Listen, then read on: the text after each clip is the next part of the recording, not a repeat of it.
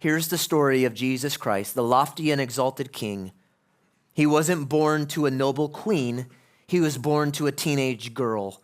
He wasn't born in a palace. He was born in a stable and placed in a filthy feeding trough filled with the smell of feces. His arrival was not celebrated by the masses, but by a few wandering shepherds. He didn't grow up learning from scholars in the academy, but he learned to be a carpenter. This is the irony. The God who called into existence every tree in every single forest is there in his Father's shop, getting splinters from the very trees he had called into being. He was a child, a real child. We sing, away in a manger, no crying he makes. No, he was a real child. He didn't wake up in the morning and say, good morning, Mary, I'm hungry.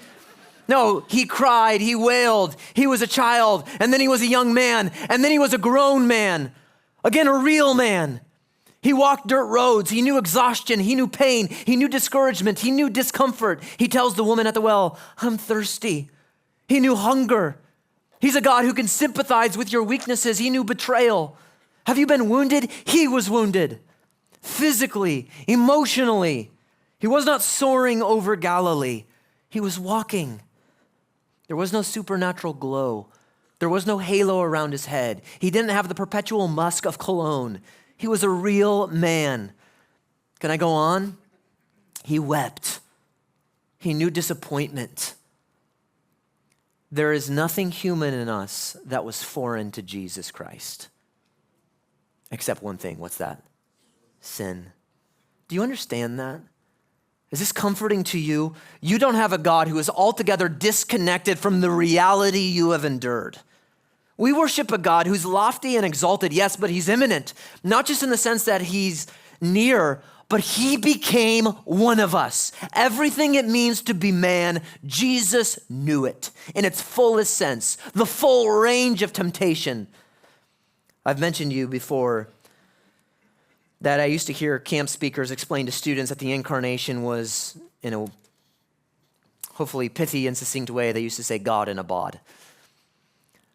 But that gives us off this idea that it was God wearing the shell of humanity.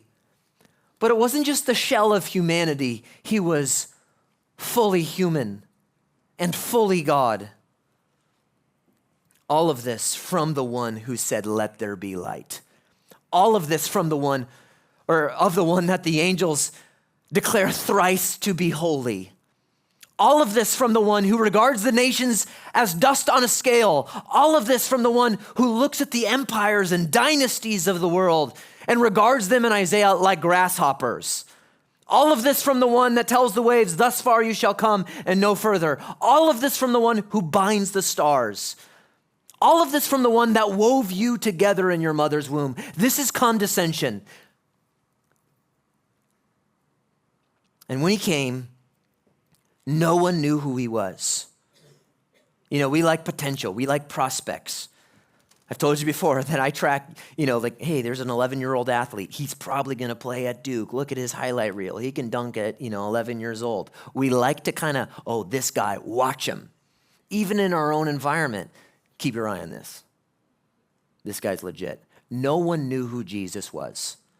Not even his disciples that called him. Can anything good come out of Nazareth? It wasn't like, it's time. This guy, we've been watching him. No, they don't even know who he was.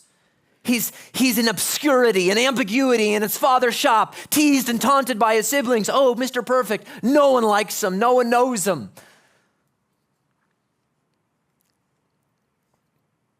It says in verse 7, he took the form of a bondservant. That word is not servant at all. It's the Greek word doulos, which you may be familiar with, which means what? Slave. I want you to understand that a slave and a servant are very different.